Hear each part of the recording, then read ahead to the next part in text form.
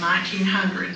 On September 20th, 1901, okay, now we're going into one of these railroad histories, and if I get it wrong, Henry can tell me. Okay, the Hot Western was sucked up by the St. Louis Iron Mountain and Southern, okay? And a handsome depot, which is now Transportation Plaza, was constructed for it at Market Street and Broadway after the fire of 1913. Then in 1917, the Iron Mountain merged with the Missouri Pacific, and thereafter was known as MOPAC, the Missouri Pacific Railroad. Is that okay, Henry? Okay. And that's why we say it's the Missouri Pacific Depot, and the Missouri Pacific kept coming through Lonsdale. It became the Missouri Pacific in 1917, although Lonsdale had built the railroad in 1900. And the last MOPAC train through there, do you know when it was? January 21st, 1964. Oh, I'm sorry, I didn't have the right picture on the screen. That's the one I've been talking about. Okay. Now, you always hear about John Lonsdale in connection with Lonsdale, but one of the other really important figure in the town's history was Dr. Turner E. Buffington. He moved there in 1906 and was the town doctor. His wife taught in the Lonsdale school. At one time they owned 80 of the town lots. Well, 20 years later he had to move to Benton because he needed more patients than he was finding in Lonsdale after 20 years. And they turned over many of those lots to the town. When he was in Lonsdale, he made his rounds on horseback and by buggy. And this is one story that he told. One day, a 10-year-old boy stumbled into his office and gasped, "Ma said you used to come at once, Doc. Pa ain't there and Jody's powerful sick." Well, taking the child up behind him, the good doctor trotted his horse over 3 miles to the house. Jody turned out to be the family cow. The doctor knew he couldn't help her, but he gave her a shot just to comfort the family. A few days later, the farmer came in with a knot maul, which is a handmade wooden sledge, to give the doctor in payment. When asked about Jody, the farmer replied, "Dead as hell, Doc."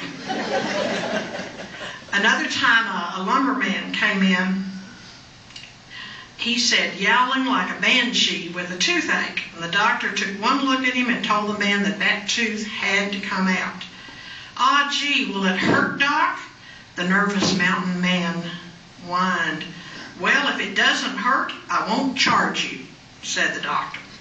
Well, the doctor yanked and tugged at that tooth, and the tears just poured down the man's cheek like rain, but he didn't give out a peep.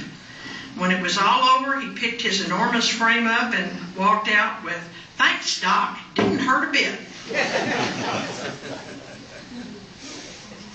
Liz? Yes, ma'am. That doctor delivered me and my 3 siblings. Oh, why they give me chills? That's wonderful. And when the way he came, he lived at Benton, and they would phone to Benton, and he would come on the train, and my daddy would go and pick him up in with a horse and buggy, as me and lots of other kids that were delivered in that community. That is wonderful, wonderful. Everything I've read sounds like he was just a very lovely man. Did you have any memories of him as you got older? Oh, yes, he was my doctor till I was grown. Wonderful, wonderful. Well, he treated a lot of lumbermen working in Lonsdale because although the train coming through helped the fledgling town, the local timber industry was really important, especially the Pritchard Collins Lumber Company, among several, a stave mill, and a cotton gin. And here's some people near the cotton gin near Lonsdale in 1914 or 1915. It wasn't all work at Lonsdale. Here are some young men playing cards in Lonsdale Street. By the time the town incorporated on May 8th, 1913 as a city of the second class, it had 2 churches, a Methodist and a Baptist, a two-story schoolhouse. By the way, this is the Baptist church house, which is still in use today. They also had a movie house and several general stores. Its first officials were, guess who they elected mayor? Your doctor, Dr. Buffington, who served as mayor till 1926. Recorder Milton Ewing, treasurer Henry Richardson, and Constable Claude Tarvin. Aldermen were Warren Tarvin, Henry Richardson, and W.R. Carpenter. Alex Tucker, pastor of the Baptist Church, was the first postmaster. Liz, Milton Ewing was my great uncle. Oh my goodness. So you're kind of related to Lonsdale royalty there, the founders. Liz, you mentioned the Pritchard Collins Lumber Company. Can anybody state where their mill sat in Lonsdale? It was right behind my home in the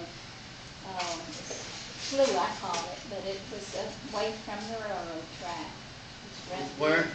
The railroad track would run through Lonsdale. The Grant home, that was my husband's parents, and then our home was just down the street, but it was just right back of our homes. As to, it had a big pond, and now it's been covered in since then.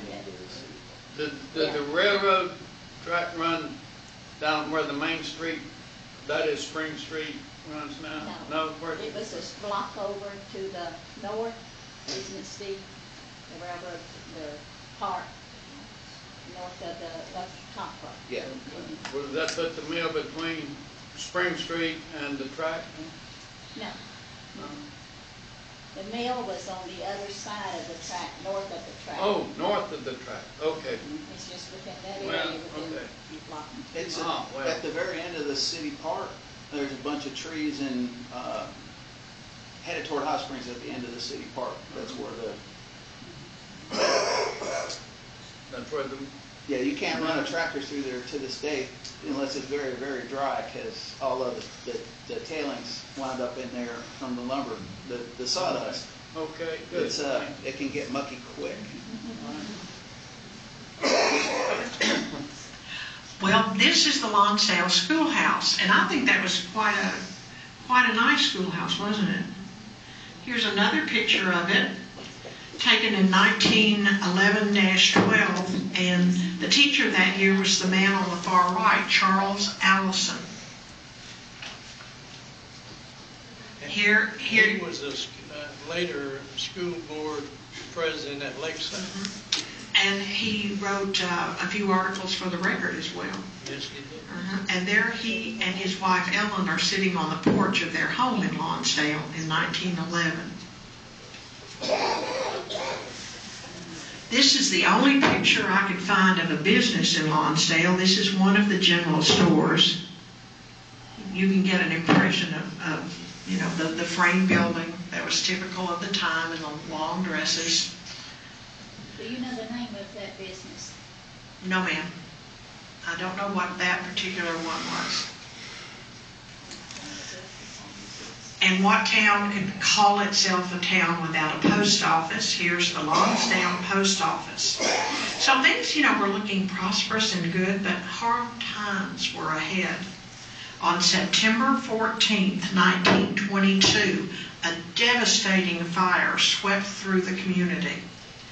It was started by a careless solderer's torch in Crossfield's garage on the east end of the main street, and then it spread to the adjoining Norrisworthy General Store, and then across the street to the three-story Home Plate Hotel. A hose from the boilers at the Pritchard Collins Lumber Company was too short to reach the fire, and the pump on the largest of Hot Springs fire engines was out of order, so it couldn't help. Benton sent a small combination hose and chemical truck, but it got there too late to help. All the townspeople could do was form bucket brigades, and they were unable to stop the spread of the fire. The 20 buildings destroyed, virtually all of the business establishment except for the lumber mills, included Crossfield's Garage, Green's General Store, Norsworthy's General Store, Bowen's General Store, Lowe Brothers General Store, 2 cottages owned by Mrs. Vera Cragle, the residence of Mrs. Pearson, Mr. Singer, Lonnie Burke, Luther Ray, and R.D. Templeton, the Home Plate Hotel, Dr. Buffington's office, and the town hall, the town jail, and the post office. 40 people were left homeless. This was a devastating blow. This was hard to get your momentum back from. But the fire wasn't the only thing that harmed the town's growth. Even before the fire in 1922, the timber supply, which had attracted the sawmills to the area, was nearing the exhaustion point. So the mills began moving elsewhere. Also, Lonsdale lost its position on the road between Little Rock and Hot Springs when Arkansas Highway 5 in 1925 bypassed the town. Now in 1959, Highway 70 joined Benton and Hot Springs, and that came a little closer to Lonsdale, but the route also bypassed the town. Well, through all the trying times, the Lonsdale family did a lot to help, including John Jr. Here are the 3 of them, Mr. and Mrs. Lonsdale and John Jr. at a vacation spot somewhere in Mexico or South America, I imagine. They're an enormous part of the story, of the history of the town. John Sr. had literally created it, of course, and his family's support and patronage were very important in its life. He contributed its electric lights and running water. They hosted a Christmas party and made sure every child got gifts at Christmas time, and did many, many other generous deeds for the town as well. Here are John Sr. and John Jr. in 1935. John Jr. was born to his father and his mother, who was John Lonsdale's second wife, Marie. He's born in New York in 1915. He went to school in Missouri. His parents lived there for quite a stretch of time when John was a banker in St. Louis.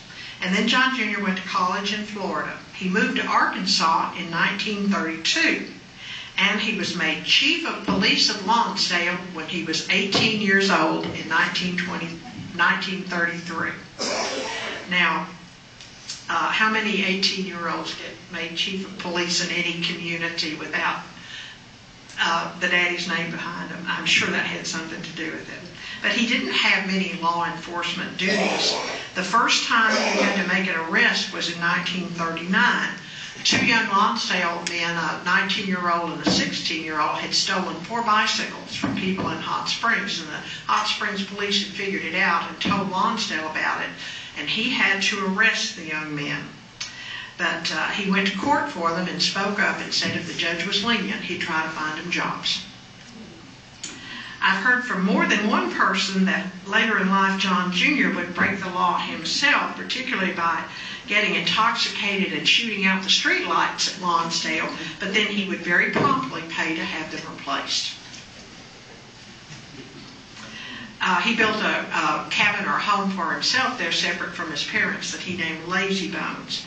But this is a cabin that his father bought there, the first rustic cabin that he bought and restored. And of course, John and his parents often lived in his parents' vacation home at Lonsdale. When he was a young man in college in Baltimore, John Sr. had seen a play called Peaceful Valley, and he loved that play.